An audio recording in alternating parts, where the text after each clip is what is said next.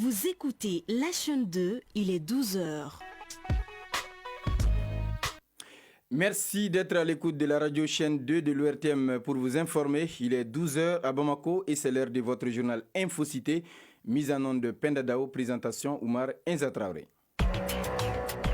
Infocité, le journal de l'info de proximité sur la 95.2. Au sommaire de cette édition, remise d'un important chèque d'une somme de 9 millions de francs CFA à 19 jeunes. C'est un fonds alloué par la Fondation malienne pour l'entraide et le développement. On en saura plus dès le début de ce journal-là. Dans ce journal, nous ferons un focus sur des personnes en situation de troubles mentaux. Les maladies mentales provoquent des difficultés dans la vie des personnes qui en souffrent de ces pathologies. Quels sont les facteurs provoquant les maladies mentales? À suivre la réponse avec Nansane Chérif Aïdara. À l'international, nous irons au Soudan où une enquête de New York Times documente avec précision des exactions des forces de soutien rapide. Mesdames et messieurs, c'est tout pour les titres. Installez-vous confortablement. Tout de suite, les détails. Dimanche 5 janvier 2025, mesdames et messieurs, bonjour et bienvenue aux informations sur la chaîne 2. Cette nouvelle pour démarrer ce journal, le ministre de la Jeunesse et des Sports à la rencontre des jeunes de la capitale du Bani Monoché.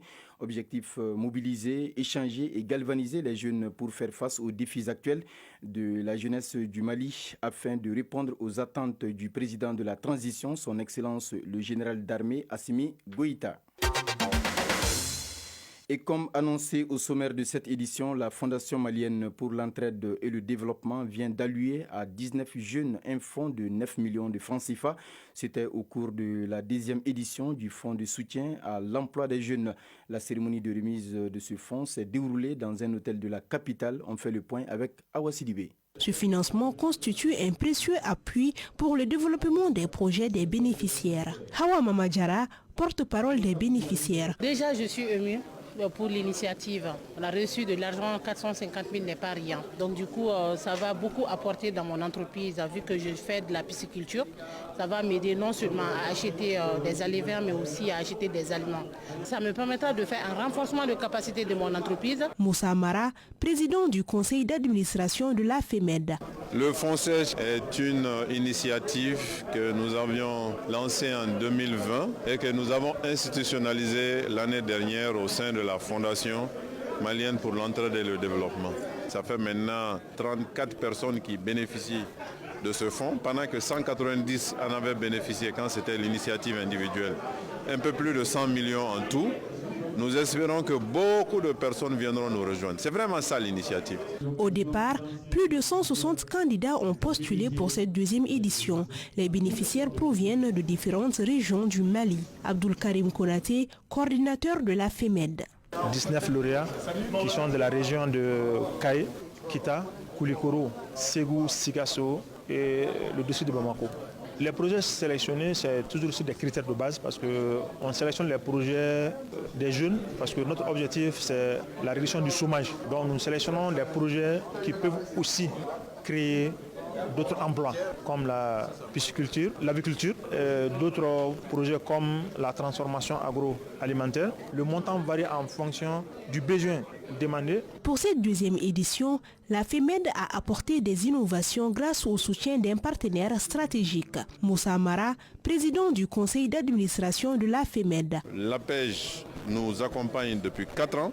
L'APEJ forme les bénéficiaires et l'APEJ va maintenant les suivre. On va faire des évaluations. C'est ce que nous cherchons. Lors de la cérémonie, des vidéos des anciens bénéficiaires ont été diffusées, mettant en lumière les montants qu'ils ont reçus et les réalisations qu'ils ont accomplies au fil des ans. De la remise au lancement ce samedi d'un projet dénommé Wotro Onil. Il s'agit à travers ce projet de contribuer à la lutte contre le réchauffement climatique dans la capitale malienne et ses environs. La cérémonie de lancement du dit projet a eu lieu au Musée national du Mali, Mohamed Bari. Dans un monde où l'agriculture fait face à des défis croissants, Wotoro Onil se présente comme une solution innovante pour améliorer les pratiques agricoles. Cette nouvelle innovation permet aux agriculteurs de travailler plus efficacement tout en préservant l'environnement. L'initiative a pris une année de conception avec l'aide de plusieurs personnes. Boubacar Moussa Koulibaly, initiateur. L'initiative est venue car je me baladais au champ épique. Donc j'ai vu qu'il y a beaucoup de chevaux qui sont là. Bon, ils travaillent mais pas à 100%. Je me suis dit qu'on peut faire quelque chose pour valoriser le champ épique de Bamako. Donc l'idée est venue de là-bas. C'est notre culture, c'est notre coutume, donc nous ne devons pas l'oublier. On doit la revaloriser avec un bon esprit. Le projet Otoro en ligne sera présent dans les jours à venir aux alentours de Bamako, contribuant aux travaux champêtres et luttant contre le changement climatique. La rédaction d'Infocité s'intéresse aujourd'hui à un aspect important de la société. Il s'agit de l'éducation ou encore l'implication des parents dans le processus d'apprentissage de leurs enfants en milieu scolaire. Il faut reconnaître que les parents d'élèves se font de plus en plus rares en matière de suivi de l'éducation des enfants à l'école. Quel est le rôle des parents d'élèves dans l'éducation des enfants en milieu scolaire? La réponse est avec Djeneba Diara. L'éducation, c'est la base du développement d'une société. Elle nécessite surtout l'implication des parents. Mariam Doumbia, parent d'élèves, explique sa participation dans l'apprentissage de son enfant. J'aide ma fille avec ses devoirs et parfois, si j'ai le temps, je pars dans son école pour voir sa progression. Certains enfants sont fiers et contents de l'implication de leurs parents dans leurs études. C'est le cas de Adjaratou Sereme, élève en 5e année. Je fais mes exercices avec mon père, mais parfois, s'il a des empêchements, je le fais avec mon professeur. Par contre, beaucoup de parents n'ont pas ce temps. Sanata Kumare, parent... Je suis commerçante et franchement, je n'ai pas le temps pour m'impliquer dans l'apprentissage de mes enfants. Parfois, ils le font avec leur père s'il a le temps. Amadou Almamidjara, directeur d'école, nous explique davantage. Il y a des parents qui se déplacent d'eux-mêmes, qui viennent, mais pour d'autres, la fois que nous finissons avec les évaluations, d'abord ceux-là qui obtiennent la moyenne, remettons le bulletin aux enfants. Mais pour d'autres, ceux-là qui n'ont pas obtenu la moyenne, nous convoquons les parents. Quand les parents arrivent, nous échangeons, nous essayons de leur poser des questions concernant l'enfant, son environnement. Il faut reconnaître que la participation des parents en milieu scolaire a une importance capitale. À présent, le tour d'horizon de l'actualité internationale. Oui, à 12h passées de 8 minutes dans ce studio, nous ouvrons la page internationale de cette édition avec Cheikh Amadou Diara. Bonjour Cheikh. Bonjour Oumar Enza Traoré. Comment vas-tu? Oui, tout va bien, alhamdoulilah. Et le week-end, ça se passe bien, j'espère? Bien, merci. Alors pour ce tour d'horizon, nous partons en Afrique centrale. Le conflit dans l'est de la RDC, le M23 s'empare de la ville clé de Mazizi. Si l'armée congolaise n'a pas encore réagi à la chute de Mazizi, les rebelles du M23 n'ont pas tardé à revendiquer la prise de la ville sur leur compte X.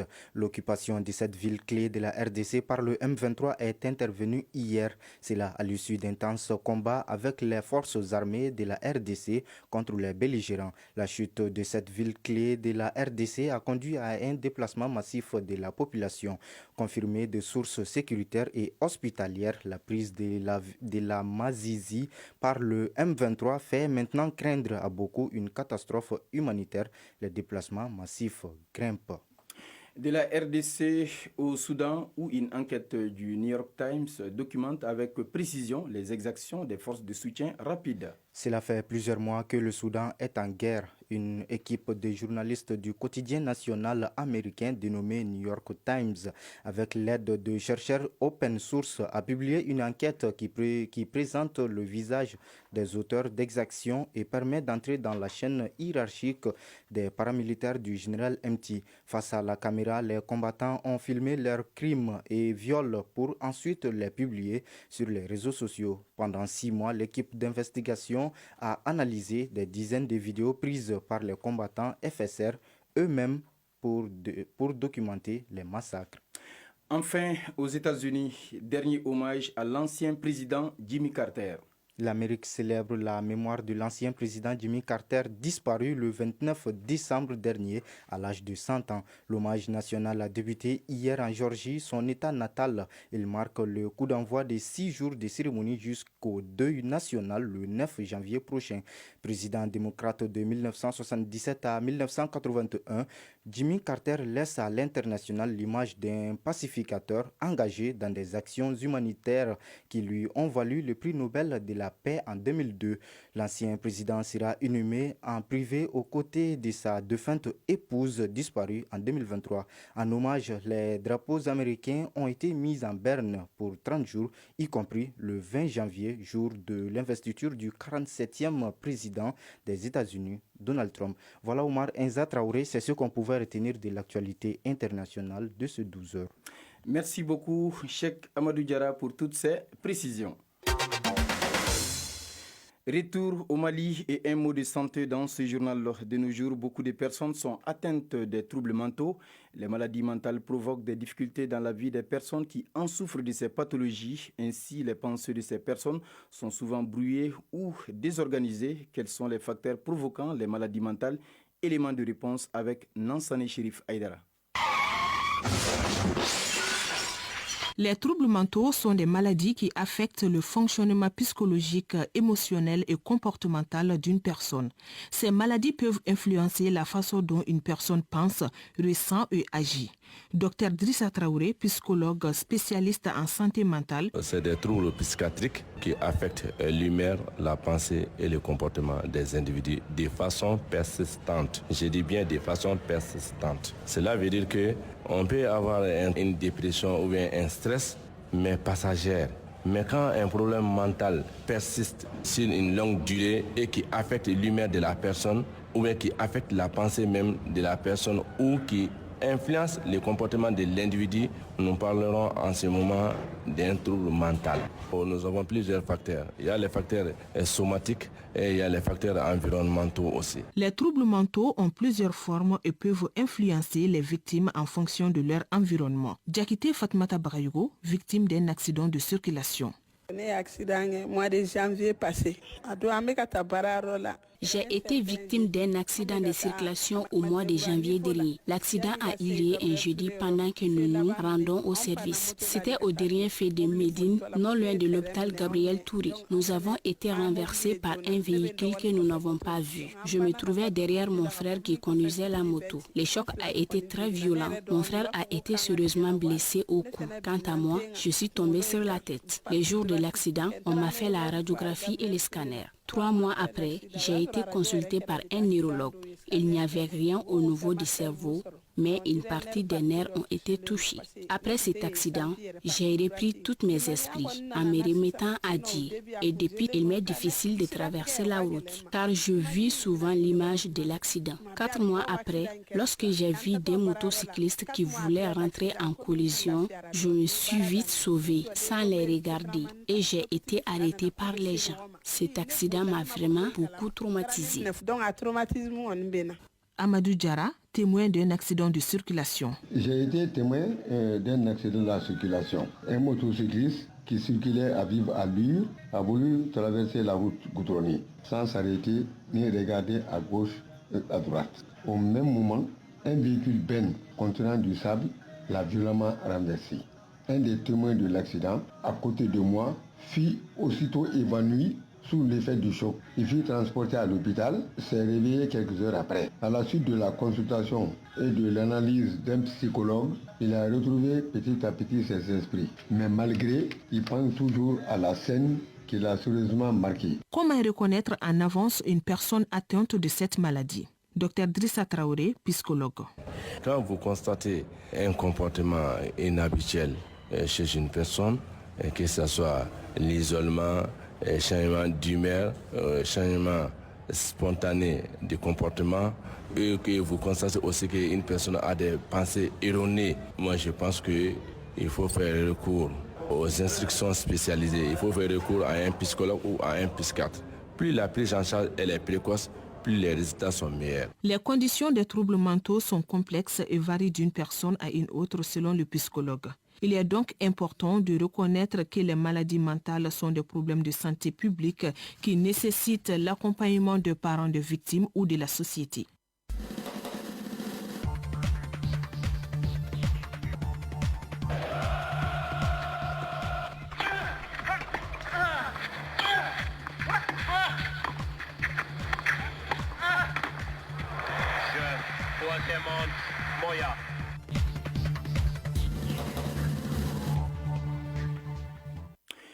Vous l'aurez compris, en sport, l'actualité sportive est essentiellement football. La 6e journée de la Ligue 1 professionnelle du Mali s'est ouverte par la victoire de Binga FC face à l'AS Korofina, score 2-1. Sur le continent, ce dimanche marque la poursuite de la phase de groupe de la Coupe de la Confédération de la CAF avec la 4e journée où de nombreuses équipes tenteront d'accéder au quart de finale. Le stade malien accueille la renaissance sportive de Berkane du Maroc en Ligue des Champions. Le Djoliba AC joue également cet après-midi, mais en déplacement contre Sagrada d'Angola. Voilà l'essentiel de cette page consacrée à l'actualité sportive de ce 12h.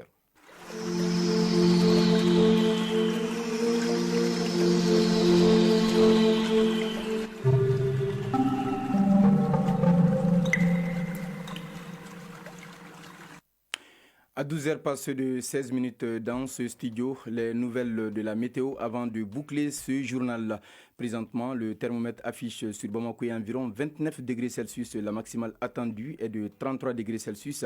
S'agissant du soleil, il se couchera à 18h passées de 21 minutes. C'est tout pour ce journal présenté par Oumar Enza Traoré. Réalisation Mohamed Bari, mise en onde Penda Dao, mise en ligne Amadisso, coordination éditoriale Seydou Traoré, Djefadjara. Un grand merci à nos fidèles auditeurs d'avoir suivi ce journal de la rédaction. À 18h, retrouvez Arunaki Adamele pour la 10e édition du journal Infocité. Bonne et heureuse année 2025 à toutes et à tous. Passez d'excellents moments de radio en compagnie de nos programmes.